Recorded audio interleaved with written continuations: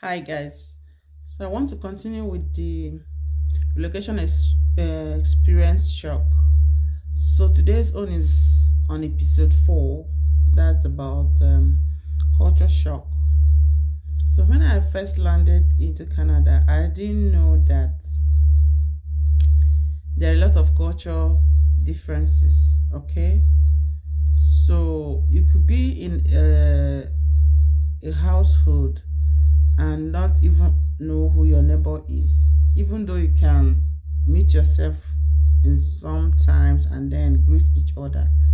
But everybody still remain private. Even when they laugh,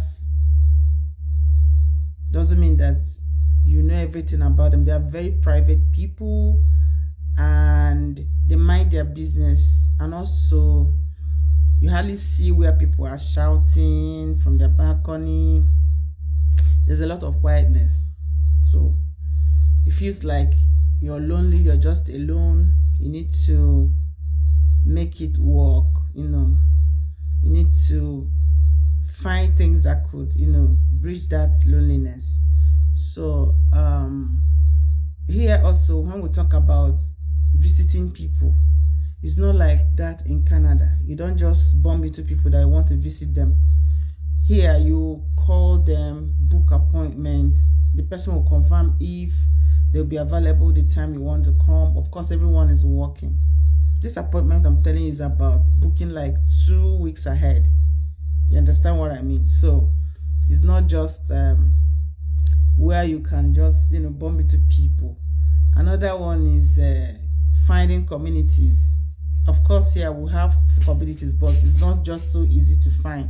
You might just have one, but back from where we're coming from, joining communities, they are not difficult. People around you can just form a community. But here, and the ones I think have joined here is the ones, our Nigerian communities here.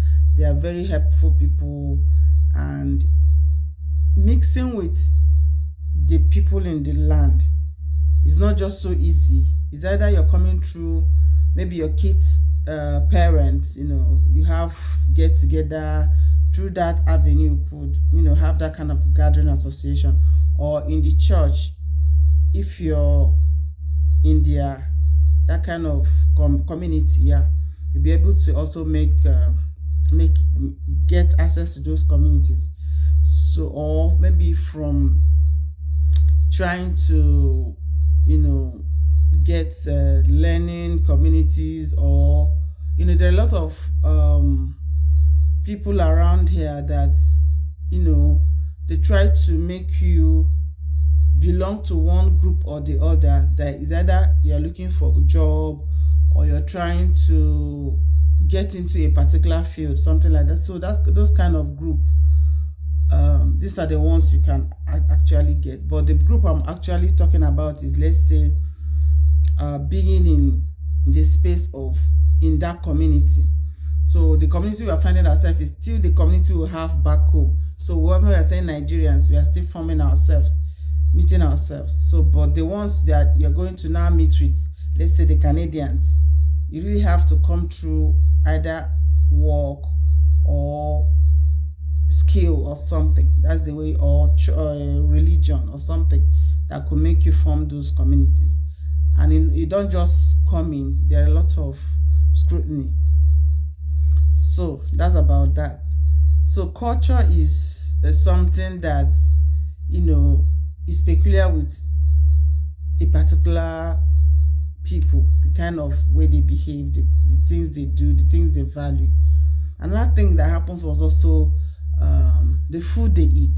So because if you dwell on Nigerian food, because here African shops are very expensive, African food, when you go to those shops, things are expensive. But if you learn how to eat their food, things like butternut, butternut tastes like sweet potato. If you can learn how to start, taking them, trying to introduce your children, so they will, start getting all those. So you don't need to spend much, because here groceries like foodstuff there is not taxable right now. So you can actually save that money, even if it's $1 you're saving. So from the culture, out of what you call like shock, there is a lot of advantage, opportunity around it. So you will learn so many things that you didn't know. Maybe you know it, but you didn't know that that's how people perceive it. So that is what happens. And it was a good experience, yeah. Though it's shock, but that loneliness side of things, it could make you be like you're finding your peace, trying to think more, understand. The noise is not there again. You hardly even, as they are on the road, in fact, it's very difficult for any car to honk. So difficult. So that is what I have for you today. If I remember again, I'll put it out there. Bye. Have a great day.